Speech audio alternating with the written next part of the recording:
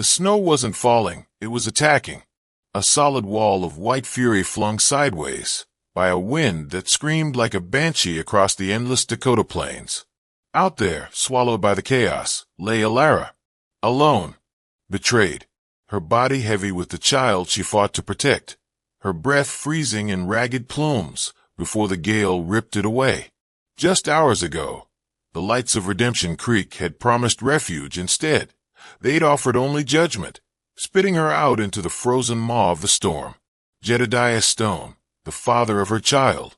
Preacher Thorne, the town's righteous voice. They'd looked upon her agony and turned their backs, condemning her to die.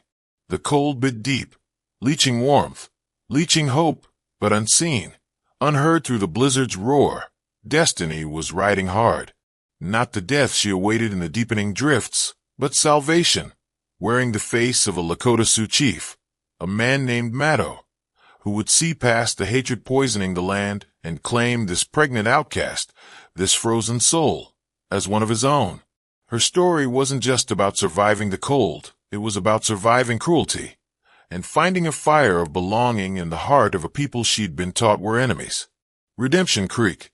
It had sounded like a haven when Alara first heard the name, whispered by a weary stagecoach driver weeks earlier. A place to disappear, perhaps, to quietly await the birth of her child far from the condemning eyes of her past. She'd stepped off that stagecoach clutching a small valise and a hope fragile as spun glass. The town itself was little more than a raw scar on the prairie, a single muddy street flanked by false-fronted buildings, a saloon already noisy by mid-morning, and a stark white church spire piercing the vast, indifferent sky. She carried herself with a deliberate quietness, her gaze often downcast, hoping to melt into the background. But anonymity was a rare commodity on the frontier, especially for a woman alone, her condition soon becoming impossible to hide beneath her simple, worn dress. The whispers started subtly. Curious glances from the women gathered outside the mercantile, their conversations pausing as she passed. Appraising looks from men lounging on the boardwalk, some pitying, some predatory. Alara felt the weight of their scrutiny like a physical burden. She found a small, cheap room at the back of the Widow Gable's boarding house, paying up front with the last of her savings. She tried to find work, mending, cleaning, anything, but doors remained politely, firmly closed. "Nothing today," became the constant refrain. The heart of the town's judgment beat within the chest of Preacher Thorne, a tall, austere man with eyes that missed nothing and forgave less. His Sunday sermons were legendary, filled with thunderous condemnations of sin, his gaze sweeping the congregation, seeming to linger just a moment too long on Alara when she dared attend. He spoke of moral purity, of shielding the community from corrupting influences, his words painting lone women, especially those in Alara's circumstances, as dangerous temptations. And Thorne found a receptive ear and a powerful ally in Jedediah Stone. Stone owned the sprawling cattle ranch that was the lifeblood and the chokehold of Redemption Creek. He was a man accustomed to getting his way, his wealth insulating him from consequence. Alara knew him, knew the charm he could turn on like a lantern, the promises whispered under a summer moon that felt impossibly distant now. He'd courted her briefly when she'd first arrived, before her secret became visible. Then came the chilling distance, the outright denial when the truth could no longer be concealed. He was a man terrified of scandal, protective of his standing, a standing Thorne eagerly helped him uphold. Stone's denial was absolute, public. He painted Alara as a liar, a desperate woman trying to trap a respectable man. And in Redemption Creek, Jedediah Stone's word carried the weight of gold. Widow Gable, likely pressured, regretfully informed Alara she needed the room back. Suddenly, Alara was not just shunned, but homeless as winter began to breathe its first icy warnings across the plains. She felt the net tightening, woven by hypocrisy and fear, and knew her fragile hope for a quiet life in Redemption Creek was already dead. Finding shelter became her immediate, desperate focus. The only place she could afford, the only place no one seemed to care about, was an abandoned prospector's lean-to on the far edge of Stone's vast property, technically beyond the town limits. It was little more than 3 crumbling walls of rough timber and sod leaning against a rocky outcrop, the fourth side open to the biting wind. It offered scant protection, but it was hers. She worked tirelessly, patching the gaps with mud and scavenged branches, her hands growing raw in the cold air. Jedediah Stone didn't like loose ends. He didn't like Illara being anywhere near Redemption Creek, a living reminder of his lie. He decided it was time for a more direct approach. He rode out one windswept afternoon, finding her gathering brittle firewood near the pathetic lean-to. 2 of his ranch hands flanked him, their expressions mirroring his own cold dismissal. He reined in his horse, looking down at her. The wind whipped strands of hair across her face, but she met his gaze steadily. "Illara," he said, his voice flat. "This needs to end." She straightened, clutching the bundle of sticks. "What needs to end, Jedediah?" "Your presence here. It's inconvenient." He avoided her eyes, looking out over the bleak landscape. "Thorn agrees. The town agrees. You're a disruption." He reached into his coat, pulling out the same worn leather pouch he'd offered before, though perhaps with slightly more coins this time. "I'm being generous. Take this. Enough to get you far away. California, maybe. Oregon. Doesn't matter. Just go." He tossed the pouch down near her worn boots. It landed with a soft thud in the dust. Illara looked at the pouch, then back at his face. Something flickered in her eyes, not fear, but a weariness mixed with contempt. "My child will be born soon, Jedediah. Here. This is the only home I have." His jaw tightened. "That brat ain't mine. And this shack ain't a home. It's an eyesore on my land." He nodded to his men. "You've got until the first heavy snow. If you're still here when the plains turn white, well, winter can be harsh. Accidents happen." One of the hands smirked, spitting tobacco juice near her feet. "Best listen to the boss, ma'am. This ain't healthy country for strays." Illara felt a chill that had nothing to do with the wind. This wasn't just a dismissal. It was a threat, cold and clear. She bent down, not to pick up the pouch, but to gather a few more sticks. Her movements were deliberate, controlled. "I have nothing left to lose, Jedediah," she said quietly, without looking up. "Threats don't frighten me anymore." Stone stared at her for a long moment, perhaps surprised by the lack of pleading, the absence of tears. He saw only a quiet resolve he couldn't break. With a curse under his breath, he wheeled his horse around. "Don't say you weren't warned," he threw back over his shoulder as he and his men rode away, leaving Illara alone with the wind, the dust, and the chilling promise of the coming snow. She watched them go, her hand resting protectively on her belly. She knew then that survival wasn't just about enduring the elements. It was about enduring the calculated cruelty of men like Stone and Thorn. And the first snowflakes were already beginning to dance in the air. The days shortened, grew colder. The sky turned a permanent, bruised gray. Illara husbanded her meager resources, the dried roots she gathered, the occasional rabbit caught in one of her surprisingly effective snares. Memories surfaced unbidden, tracking skills learned from a father she barely remembered. Knowledge of edible plants gleaned from a life lived closer to the wild edge than anyone in Redemption Creek could imagine. These dormant instincts sharpened now, honed by necessity. She observed everything. The way Jedediah's men sometimes rode the perimeter of the property, their eyes lingering on her lean-to. The shifting alliances in town, who avoided her gaze entirely, who offered a flicker of pity quickly extinguished. She saw the fear behind the judgment in some eyes, the fear of crossing Jedediah Stone. Her quietness became a shield, but also a listening post. She moved like a shadow, conserving energy, her mind constantly calculating. Where was the nearest water source if the creek froze solid? Which way would the worst winds blow? How long could her firewood last? This wasn't passive waiting, it was active survival. A silent battle waged against indifference and malice. Preacher Thorne's sermons grew harsher, using Alara's plight as a parable of divine retribution, warning his flock against offering any aid, lest they invite similar judgment upon themselves. He painted her not just as a sinner, but as a contamination. The town drew its skirts tighter around itself. The mercantile owner now barred his door when he saw her approach. Children, emboldened by their parents' whispers, sometimes threw pebbles towards her lean-to.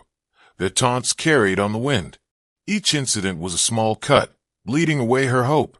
Yet, each act of cruelty also forged something harder within her. A steely resolve to endure, if not for herself, then for the life stirring insistently within her. Then the blizzard struck, not gradually, but with sudden, overwhelming force. The world vanished behind a curtain of driving snow. The wind screamed, shaking the flimsy walls of her shelter. Drifts piled high against the rocks, threatening to bury her small refuge completely. Inside, huddled beneath a threadbare blanket, Alara felt the first, undeniable tightening deep in her womb. Labor. It was beginning. Too early. In the worst possible conditions. Fear, cold and sharp, pierced through her resolve. A violent ripping sound tore through the howl of the storm. Wood splintered. She peered through a crack, her heart pounding. Two figures, indistinct shapes bundled against the blizzard, were systematically tearing apart her shelter. Jedediah's men. They worked with brutal efficiency, kicking down the patched walls, pulling away the branches she'd so painstakingly gathered. Snow poured into the lean-to, instantly extinguishing the tiny fire she'd managed to keep alive. They didn't speak, just destroyed, their actions fueled by cold orders. Then, as quickly as they appeared, they vanished back into the white chaos. She was exposed.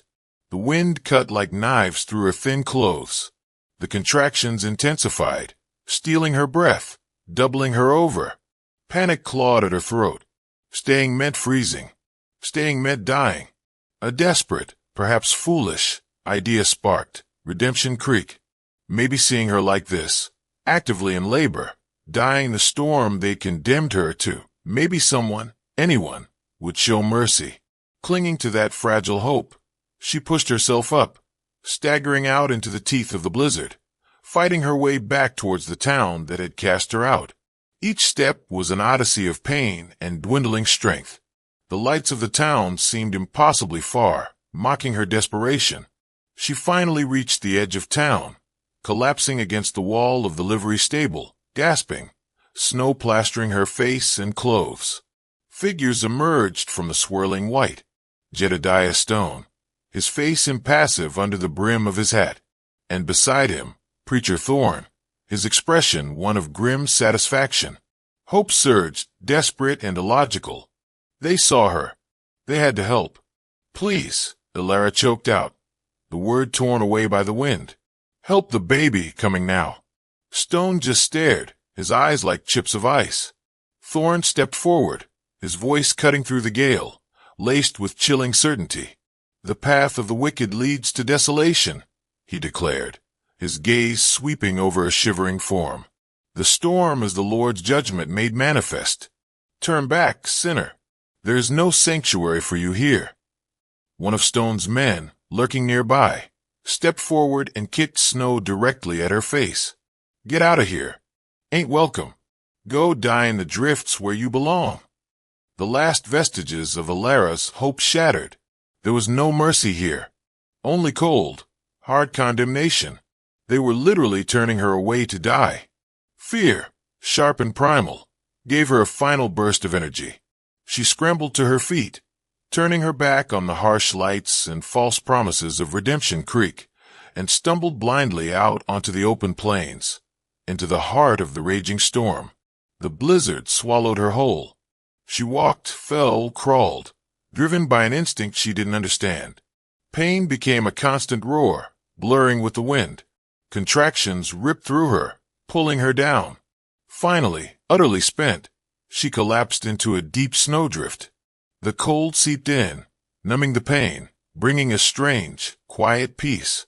This is the end, she thought, curling protectively around her belly. Forgive me, little one. She closed her eyes against the swirling white, unaware that shapes were moving through the storm, drawn by forces greater than hatred or judgment.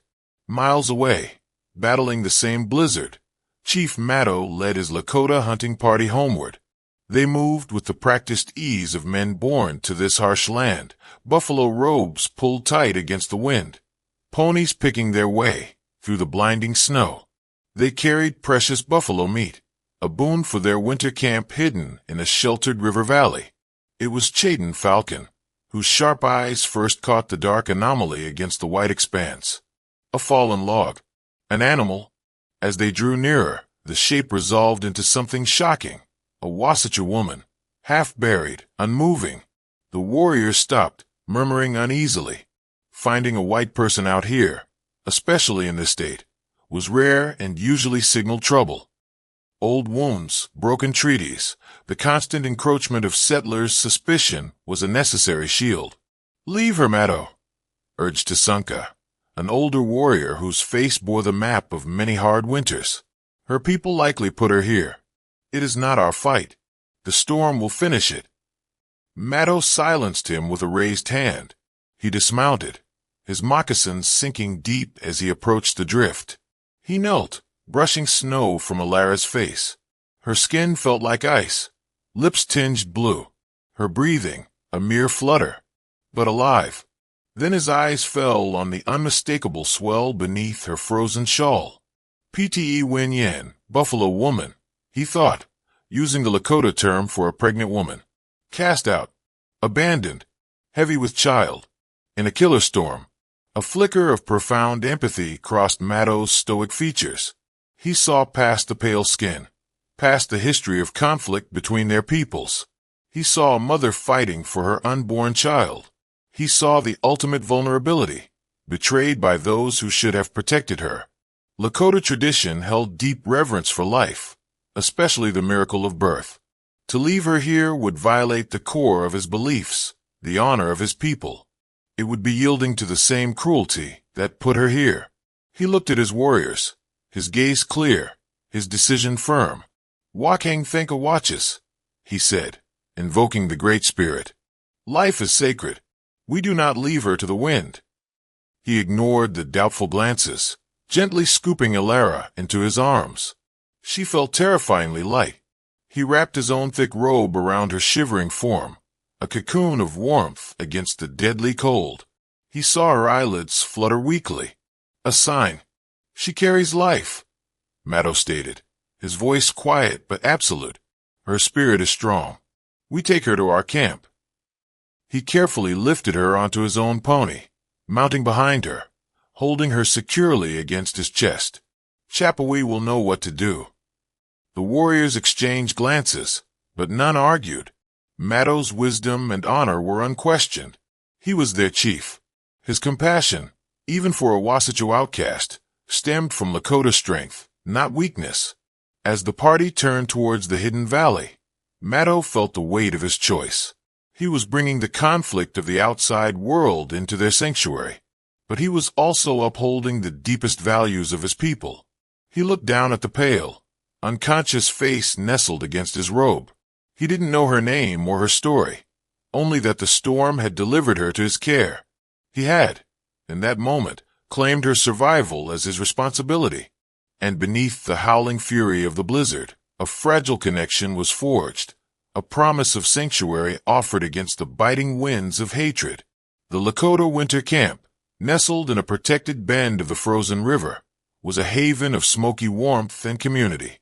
Teepees stood like silent sentinels against the snow, the air thick with the smell of wood smoke and roasting meat. The arrival of Matto's party, especially with the chief carrying an unconscious white woman, brought the usual bustle to a halt. Faces peered from teepee flaps, curious, wary. Matto carried Alara directly to the largest teepee, the dwelling of Chapawee, the tribe's revered medicine woman. Chapawee, her face a network of wise wrinkles, examined Alara with swift, knowing hands. She clicked her tongue at the sight of Alara's frostbitten fingers and toes, murmuring Lakota healing chants as she applied poultices of herbs and bear grease. Other women arrived silently, bringing warm broth, thick furs, offering gentle assistance. Ilara drifted in a haze of pain, cold, and exhaustion, vaguely sensing the soft voices, the unfamiliar language spoken with kindness, the feeling of being cared for, truly cared for the first time in so long. Under Chapowee's ministrations, Ilara slowly thawed, the immediate threat of freezing receding. But the ordeal had triggered full labor. The Lakota women rallied around her, their movements calm and assured, their presence a quiet source of strength. Gone was the terror of being alone in the storm, replaced by the supportive energy of experienced hands and encouraging murmurs. They held her, wiped her brow, offered sips of willow bark tea, guiding her through the waves of pain with a gentle competence that felt profoundly safe. Several days after her rescue, shielded from the lingering storm within the warm embrace of the teepee, Ilara gave birth. A small cry pierced the quiet anticipation a son. Healthy, strong-voiced, perfect. Holding him close, wrapped in soft furs, Ilara wept, tears of pain melting into tears of overwhelming relief and gratitude. This tiny life, condemned by the world she'd fled, was welcomed here with reverence. Matto came to see the child later that day. He stood observing the mother and son, a rare softness touching his usually stoic face. He presented Ilara with a small buckskin pouch, beautifully adorned with intricate quillwork. "A gift," he said, his English careful but clear, "for the little warrior. May he grow strong like the bear." He then spoke to Chapawee and Lakota. The medicine woman nodded, then turned to Ilara. "Matto says you survived the Iatang Waiapeda fate, the great north wind. You have shown strength. You will be called Winyan Tawakoni, woman who lives." Chapawee smiled gently. "And the boy?" "Matto suggests Chayton, after the one with eyes like a falcon, who saw you first in the snow." Ilara nodded, tears welling again. "Winyan Tawakoni, woman who lives."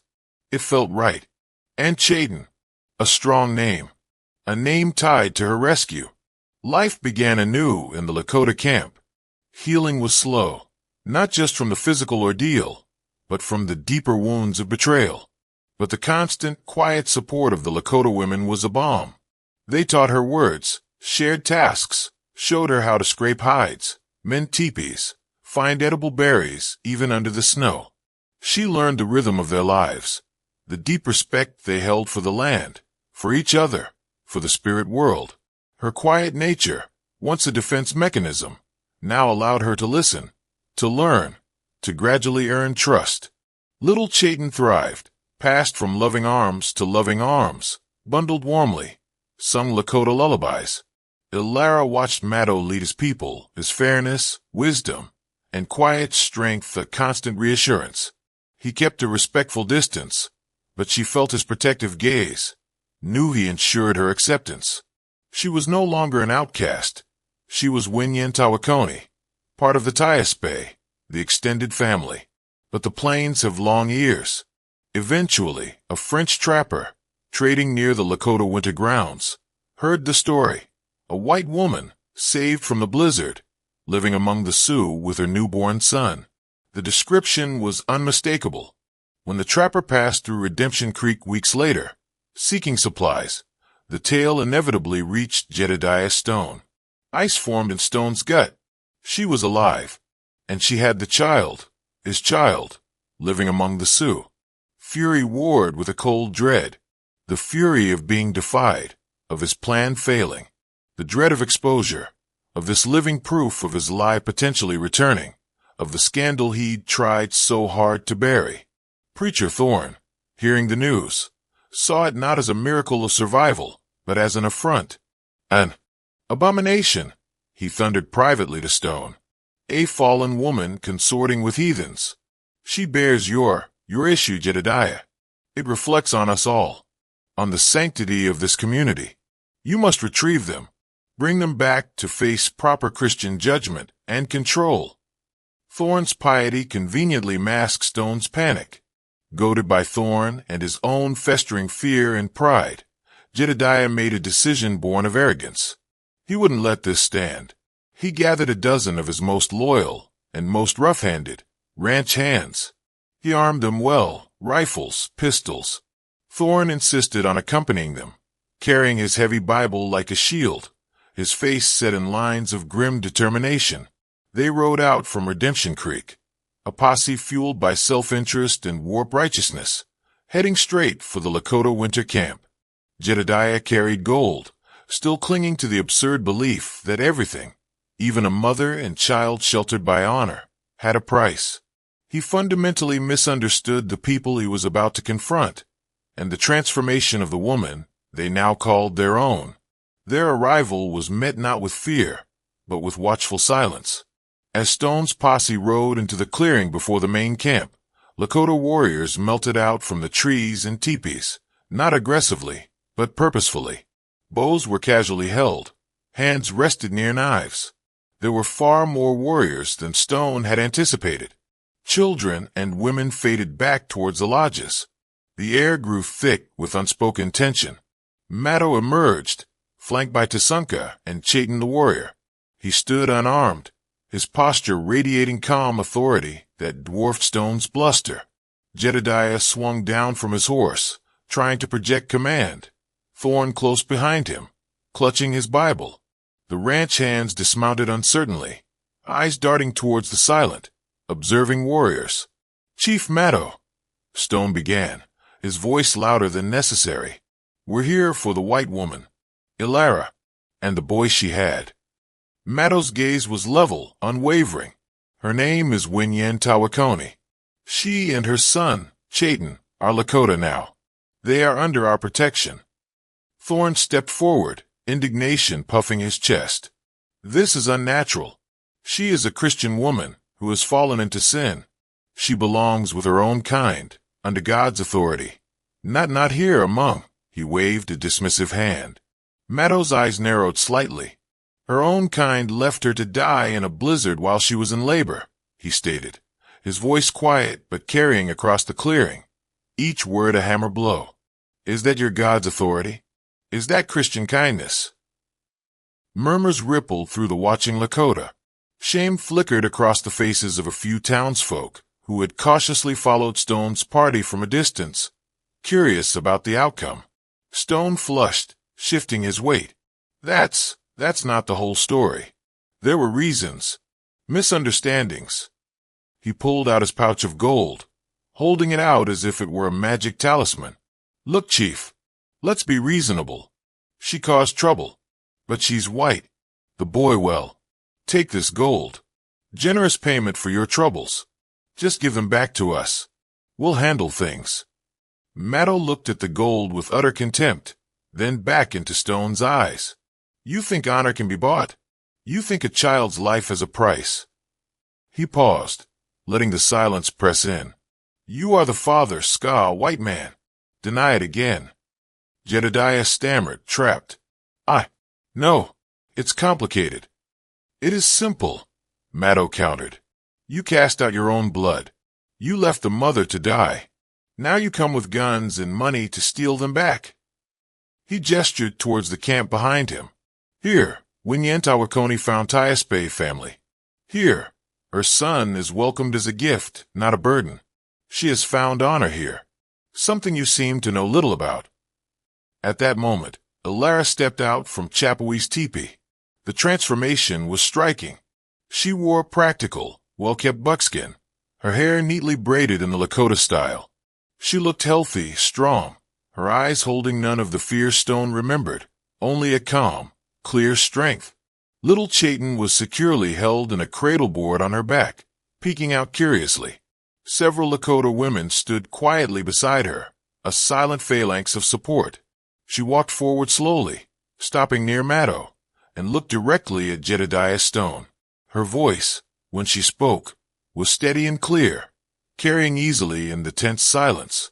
"Jedediah, Preacher Thorn, I am Winyen Tawakoni. This is my home now." She gestured to the people around her, to the land. "My son, Chayton, is Lakota. We belong here.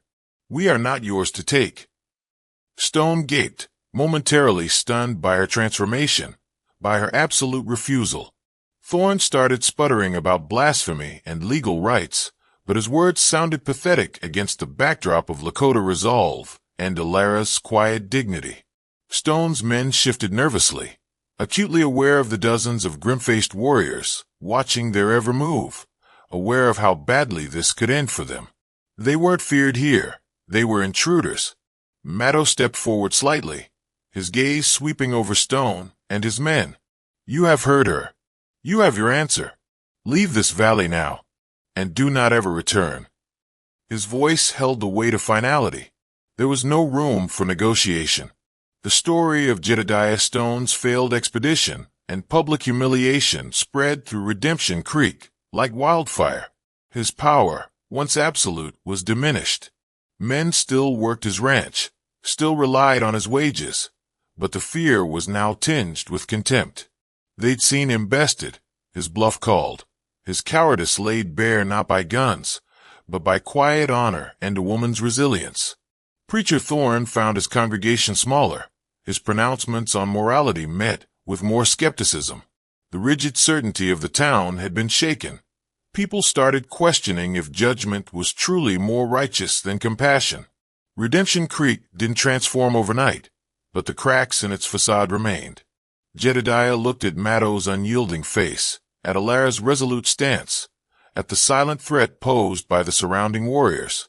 He saw the faces of the townsfolk watching from the distance, witnessing his utter failure.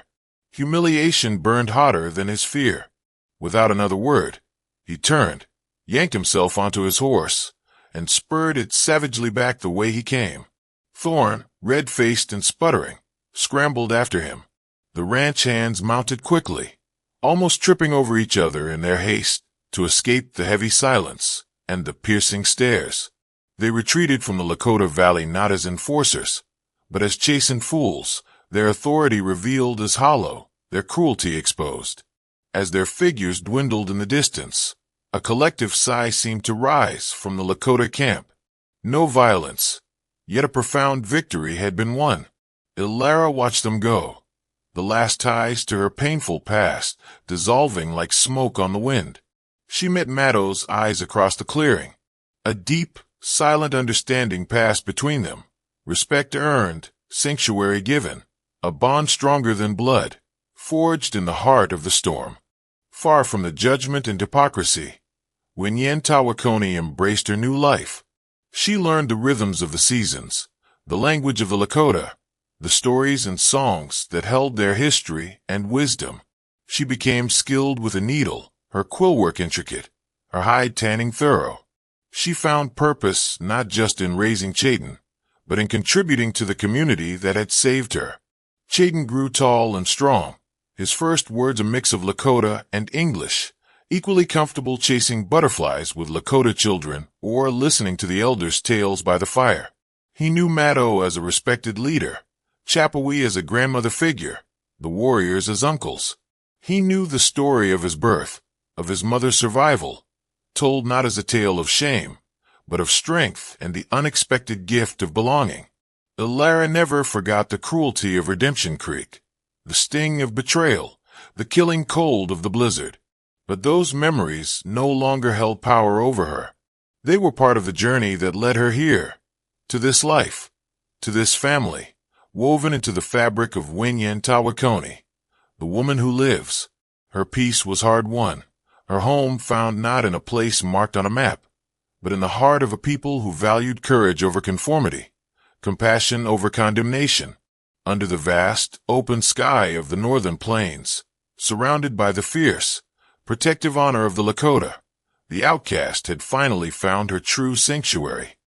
The year was 1887, and the silence of the high plains was a thing with weight. For Ezra Blackwood, it was the only companion he could abide. His ranch was a lonely island in a sea of grass that rolled and broke against the distant, bruised shoulders of the mountains. The wind was a constant voice, sometimes a whisper, sometimes a howl, but it never asked for anything in return, and that suited him just fine. Grief had hollowed him out, leaving a man who moved and worked and breathed, but who was no longer truly living. He had buried his wife, Martha, and their stillborn son 2 years prior, and in that same grave he had interred the better part of his own soul. His life was a litany of rigid routine, a fortress built of chores to keep memory at bay. He rose before the sun painted the eastern sky in pale watercolors, his movements economical and silent in the small, sturdy cabin he had built with his own hands for a life that no longer existed. He would check the livestock, mend the fences that sagged under the indifference of the vast landscape, and chop wood until his arms burned with a satisfying, thought-dulling ache. The evenings were the hardest. The single lantern cast long, dancing shadows that seemed to mock the emptiness of the second chair by the hearth, the cold space in the bed he now occupied alone. He ate standing, read the same passages from a worn Bible without absorbing the words, and waited for sleep to offer its brief, dreamless oblivion. On a Tuesday in late summer, the routine shattered. He awoke not to the familiar chorus of the prairie, but to a profound stillness, a sense of being watched. The air in the cabin felt thick, charged with a presence that was utterly alien. Ezra reached for the worn Winchester rifle he kept propped by his bed, his movements fluid and instinctive. He rose slowly, his bare feet silent on the rough-hewn floorboards. Through the single glass-pane window he saw them. 3 figures sat on his porch, as still and silent as stone effigies. They were native women, their dark hair braided and their faces unreadable. They wore dresses of tanned hide, worn and dusty from long travel, their feet clad in moccasins that looked thin enough to feel every stone. They did not look at him, but stared out at the sprawling emptiness of his land, as if waiting for a sign. Ezra's heart hammered a hard, angry rhythm against his ribs. His land was his sanctuary, his isolation, a sacred vow. This intrusion felt like a violation. He pulled on his trousers and boots, his mind racing through possibilities. They were lost, starving, seeking aid, but their posture belied desperation. There was a solemn dignity about them, a sense of purpose that made the hairs on his arms stand on end. He slung a shirt over his shoulders, took a deep breath that did little to calm him, and opened the door. The creak of the hinges was unnaturally loud in the morning hush. 3 sets of dark eyes swiveled to meet his. They belonged to 3 sisters, he realized instantly. The resemblance was clear in the high cheekbones and the steady, unblinking set of their jaws. The eldest, who sat in the middle, had an air of grave responsibility. Her eyes held a weariness that went beyond physical exhaustion. The one on her right was younger, her gaze sharp and observant, taking in every detail of him, the cabin, the rifle in his hand. The youngest, on the left, possessed a defiant tilt to her chin, but he could see a flicker of fear deep in her eyes. "What do you want?" Ezra's voice was a rusty tool, unused to anything more than a command to his horse. The eldest sister rose to her feet. She was not tall, but she held herself with a straight-backed grace that gave her presence. "I am Vivina. These are my sisters, Mesa and Neva." Her voice was low and clear, her English precise, though accented. "We have come from our Cheyenne encampment, 2 days' journey from here." Ezra's grip tightened on the rifle. "This is private land. You need to move on." The words sounded harsh even to his own ears, but they were the only ones he had. Vivina did not flinch. Her gaze was direct, holding his without apology. "We were sent here, to you, Ezra Blackwood." Hearing his name on her lips sent a jolt through him. He was a recluse. He did business in the distant town of Redemption maybe twice a year, speaking only when necessary. How did they know his name? "Who sent you?" "Our elders," she said simply. Then she delivered the blow that would splinter his world. "They have instructed us to tell you that you have until sundown to choose one of us as your bride." The words hung in the air between them, utterly unbelievable, utterly insane. Ezra stared, certain he had misheard. A bride? He who had sworn off all human connection. He whose heart was a cold, dead stone in his chest. A bitter, incredulous laugh escaped him. It was a raw, ugly sound. "That's the most ridiculous thing I've ever heard," he finally managed, shaking his head. "You've wasted a long walk. I'm not looking for a wife. Not now, not ever. You need to leave." Mesa, the observant one, spoke for the first time, her voice softer than her sister's, but no less firm. "We cannot leave." "This is not a request," Vivina added, and the deep sorrow in her eyes struck him then. This was not a scheme, this was an act of desperation so profound he could not yet comprehend its shape. "I have until sundown," he repeated, the absurdity of it all making him feel light-headed. "And what happens if I refuse? You'll just stay on my porch forever?" "If you refuse," Vivina said, her voice dropping, "our fate will be decided for us, and it will be far worse than a life with a man who does not want us." The sun was beginning its slow climb, casting long shadows from the porch posts.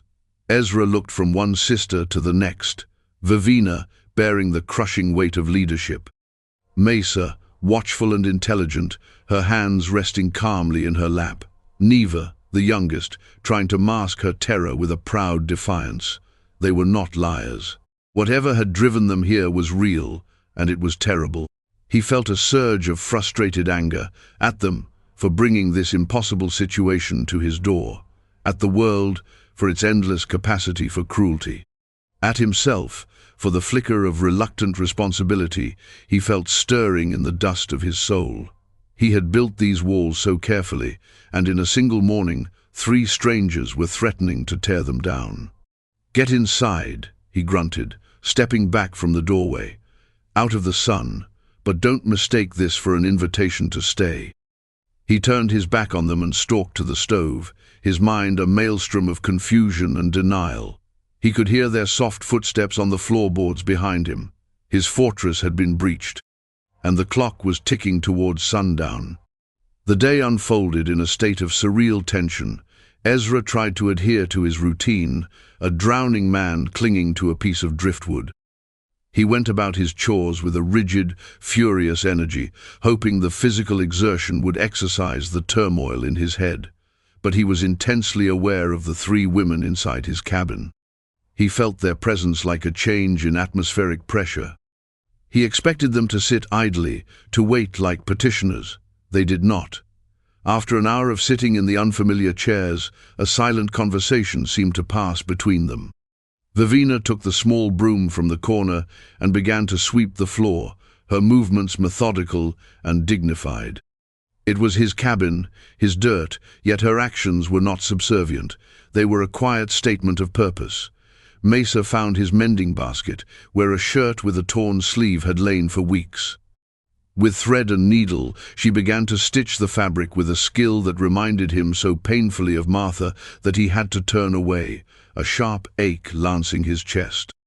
Neva, the youngest, ventured to the doorway, watching him as he split wood, her expression a mixture of fear and curiosity.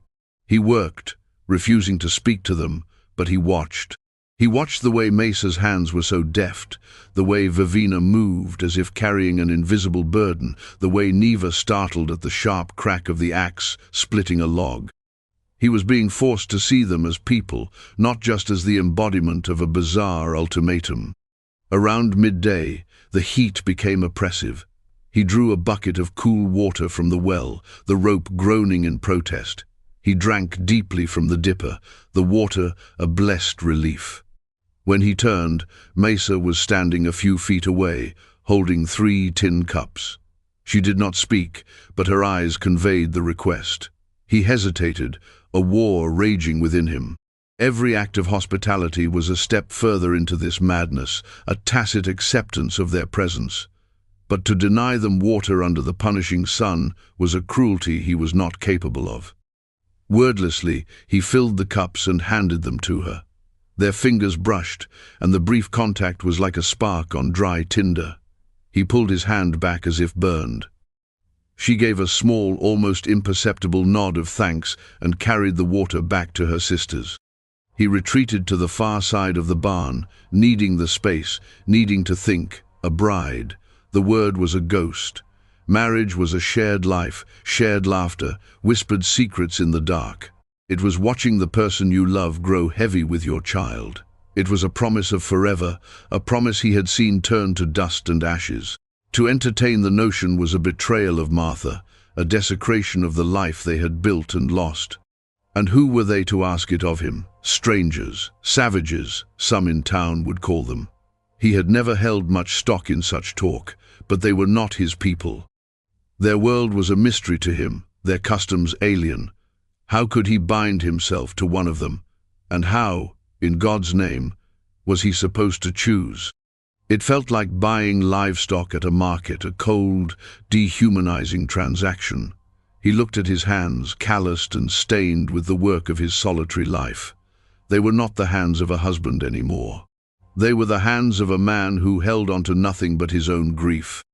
Frustration boiled over into a raw, ragged shout that he hurled at the indifferent blue sky. The sound was swallowed by the vastness, leaving only the ringing in his ears. He was so lost in his turmoil that he didn't hear her approach. "The sky does not answer," a soft voice said. He spun around. It was Mesa. She stood near the corral fence, her dark eyes filled with an unsettling understanding. "What do you want?" he asked, his voice rough with spent emotion. "To tell you that we do not wish this upon you any more than you wish it upon yourself," she said. "This is not our choice." "Then why?" he demanded, stepping closer. "Why me? Why this insane demand?" Mesa's gaze drifted toward the horizon, a troubled line appearing between her brows.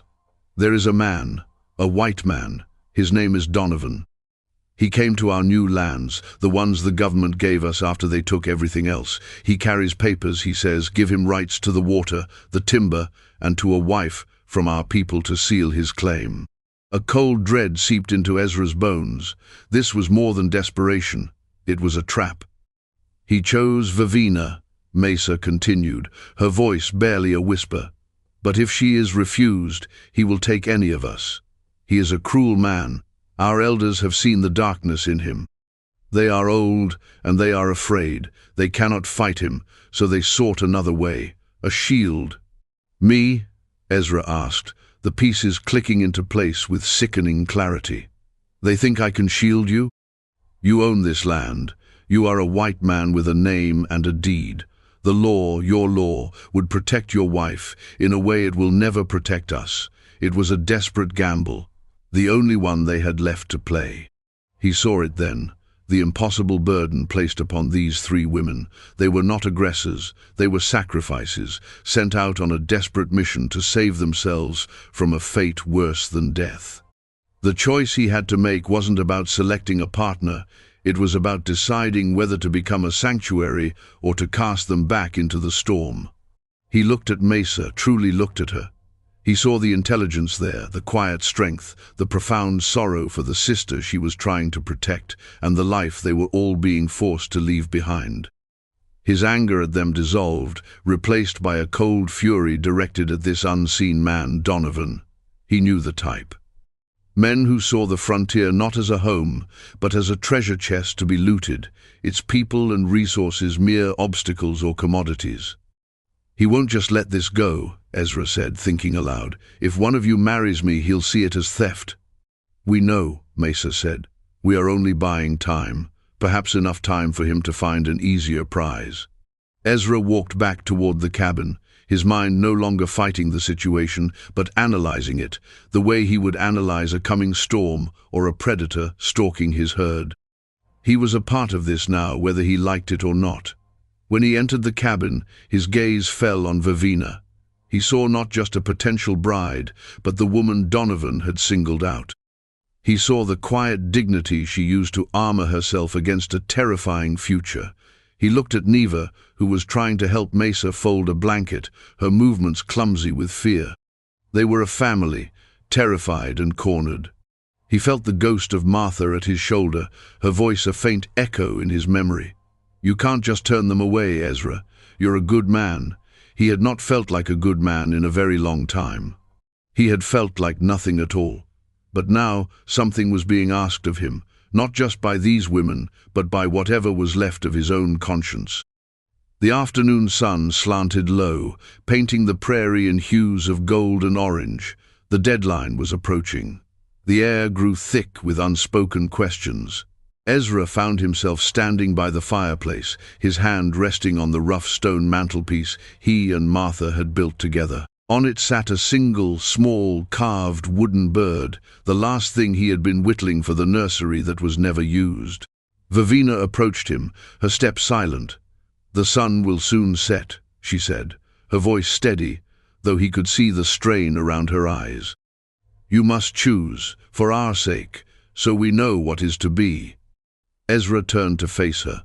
He looked at this proud, frightened woman who was willing to bind her life to a stranger, a hollowed-out man living with ghosts, all to protect herself and her kin. "This man, Donovan," Ezra began, his voice low, "what makes you so sure he will honor this, that he won't just take you anyway?" "He wants legitimacy," Vivina answered. "He wants to be seen not as a brute, but as a patriarch, allied with our people, even as he steals from us. To take a married woman, a white man's wife, would be a different kind of crime. It would bring trouble he does not want." Before Ezra could respond, the sound he had been unconsciously dreading all day reached them, the rhythmic beat of horses' hooves, too many for a lone rider. He grabbed the Winchester, his body moving on pure instinct. Through the window he saw them, 4 riders cresting the low hill to the east, dark silhouettes against the setting sun. "It's him," Neva whispered, her voice trembling. She shrank back from the door, her eyes wide with terror. Ezra's jaw tightened. "Get to the back of the cabin. Stay away from the window." The sisters obeyed instantly, melting into the shadows of the room. Ezra stepped onto the porch, the rifle held loosely but ready at his side. He stood his ground as the riders approached, their horses churning up dust that glowed red in the dying light. The man in the lead was large, with a florid face and a cruel set to his mouth.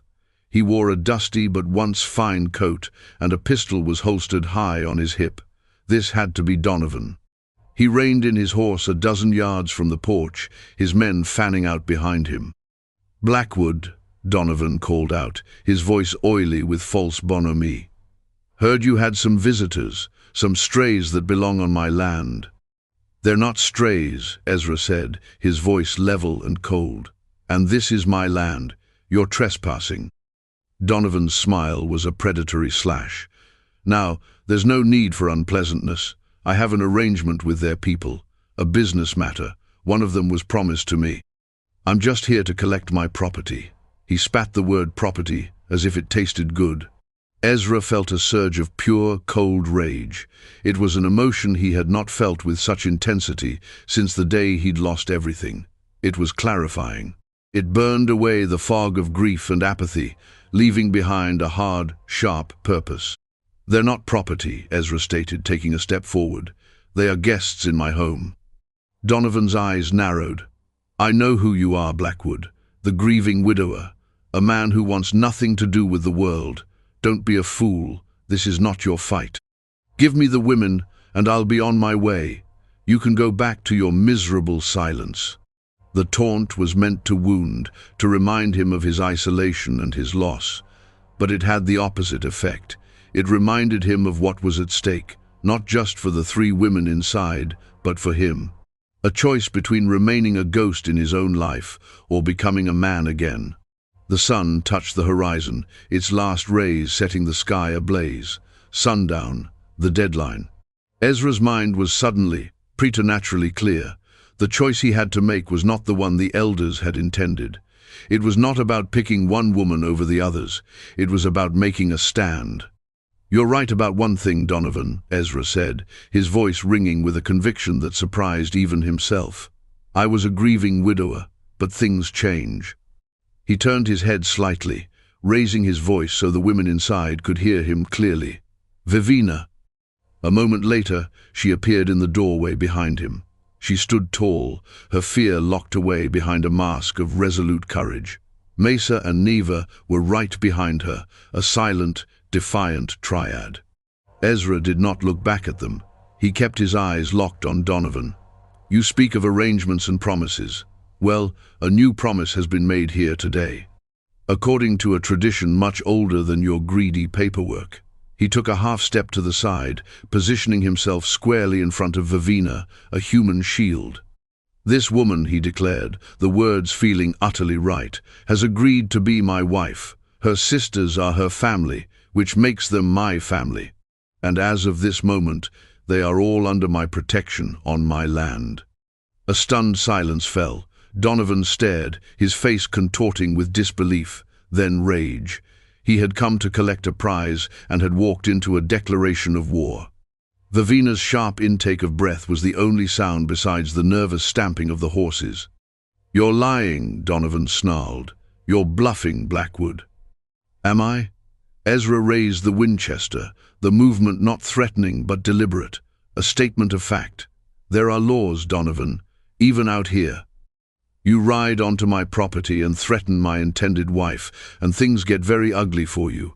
A man has a right to defend his home and his family. You and your men would be planting seasoned fertilizer before the circuit judge ever heard your side of it." Donovan's face flushed a deep, mottled red. He looked from Ezra's unwavering gaze to the rifle, then to the three women standing united on the porch.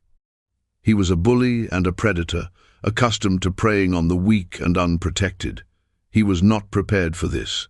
He was not prepared for a man who had nothing left to lose and had just found something to defend. "This isn't over, Blackwood," he spat, yanking on his horse's reins. "You've made a powerful enemy today. You were my enemy the moment you decided a human being was your property," Ezra shot back. "Now get off my land." For a long, tense moment, it seemed Donovan might push his luck. His hand hovered over his pistol. But he saw the absolute certainty in Ezra's eyes, the hard, lethal resolve of a man who had made his choice. With a final curse, Donovan wheeled his horse around and galloped away into the deepening twilight, his men scrambling to follow. Ezra stood perfectly still, listening until the sound of their hoofbeats faded into the whisper of the wind. Only then did he allow himself to lower the rifle. The strength that had surged through him receded, leaving a profound, bone-deep exhaustion in its wake. He turned slowly. Vivina, Mesa, and Neva were looking at him, their expressions a complex mixture of shock, relief, and awe. The impossible ultimatum had been met. The external threat had been faced down. The sun had set. In the quiet aftermath, a new reality began to settle in the small cabin. The air, once thick with tension and dread, was now filled with the fragile beginnings of something else. Hope. Ezra finally looked at Vivina, the woman he had just declared his future wife in front of God and 4 hostile witnesses.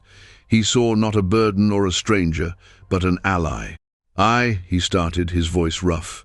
"I meant what I said. The offer of my name, my protection, it's real, for all of you."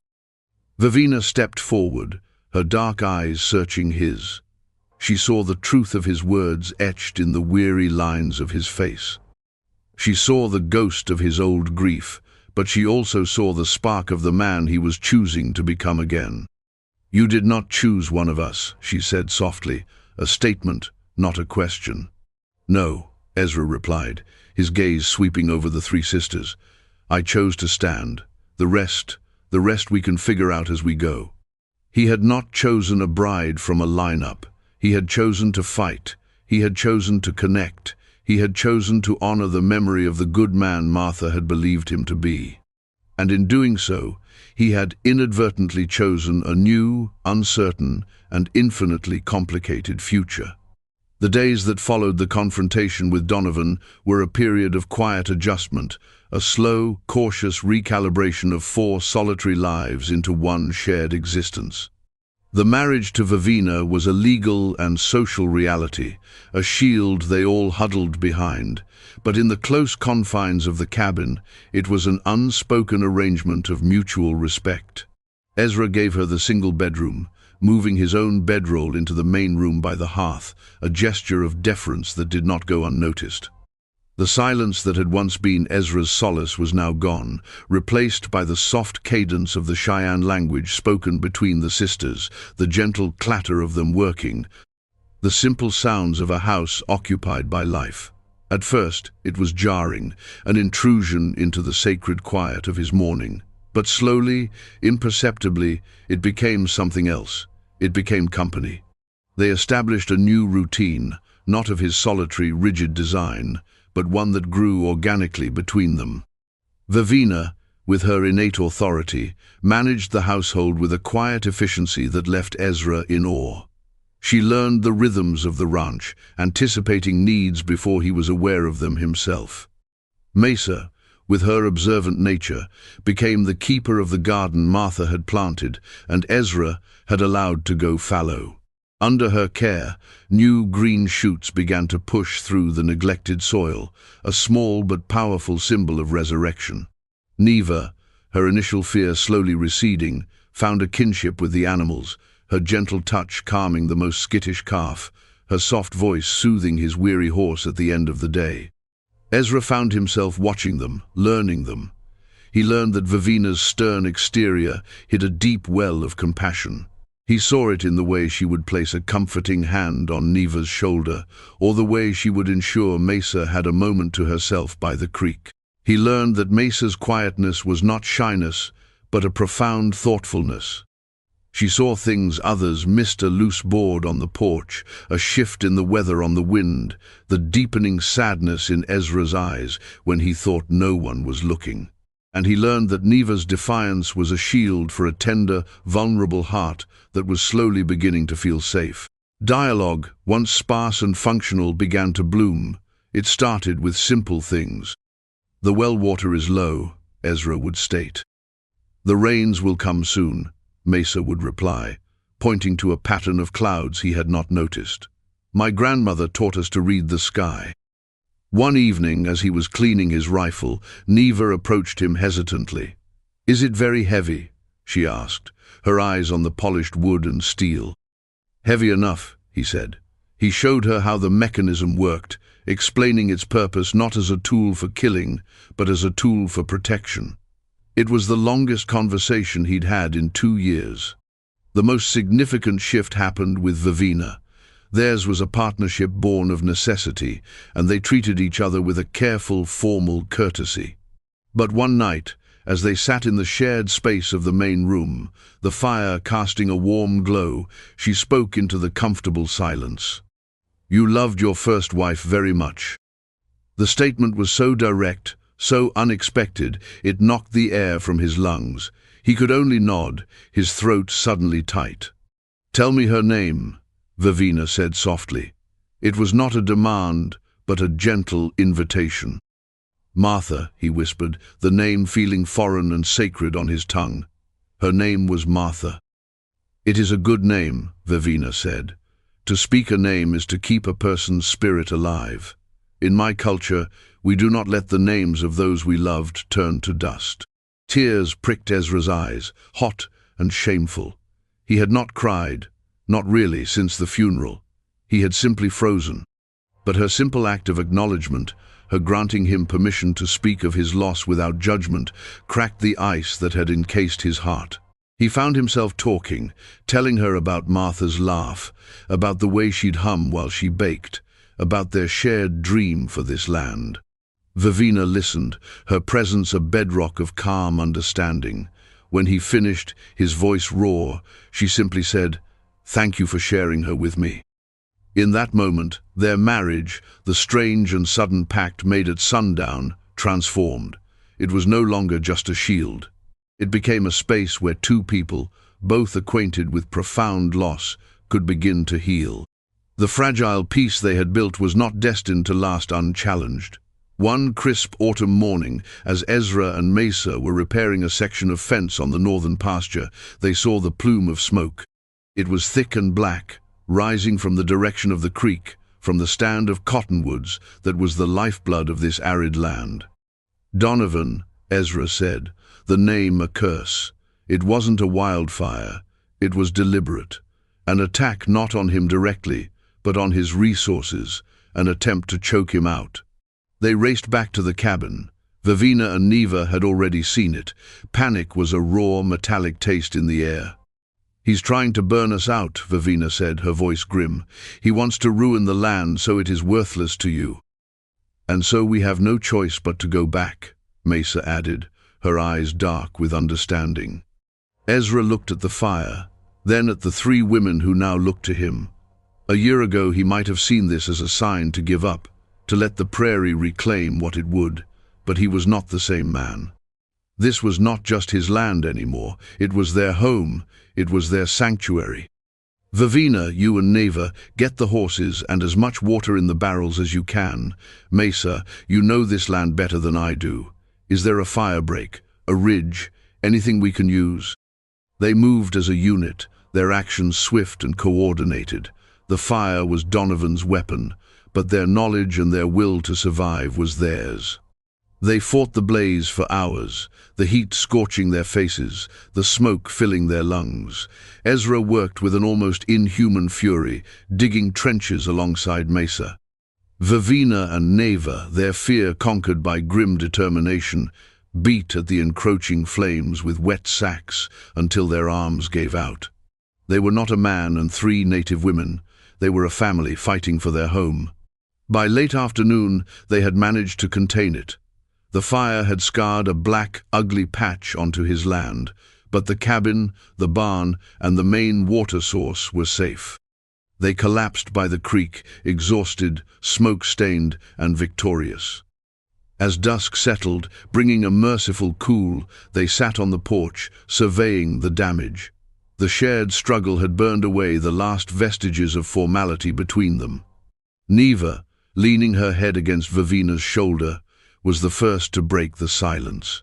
"We did it," she whispered, a note of wonder in her voice. "Yes," Vivina said, her arm around her youngest sister. "We did." Ezra looked at them. He saw their strength, their resilience. He saw the way they cared for one another. He realized that in saving them, he had inadvertently saved himself. They had filled the hollow spaces in his life, not by replacing what he had lost, but by building something new alongside it. He reached out, his hand finding Vivina's. Her fingers curled around his, a warm, firm anchor in the twilight. It was the first time they had touched not out of necessity or accident, but out of a shared, unspoken emotion. It was a touch that spoke of partnership, of respect, of a deep and growing affection. The house behind them was no longer just a shelter from the elements. It was a home, forged in desperation, tested by fire, and filled with the quiet, sturdy promise of a new beginning. The wind still howled across the plains, but to Ezra Blackwood it no longer sounded like a thing grieving. It sounded like the world, vast and full of possibility, singing a song of life. He had woken up one morning to find three strangers on his porch and a ridiculous choice to make.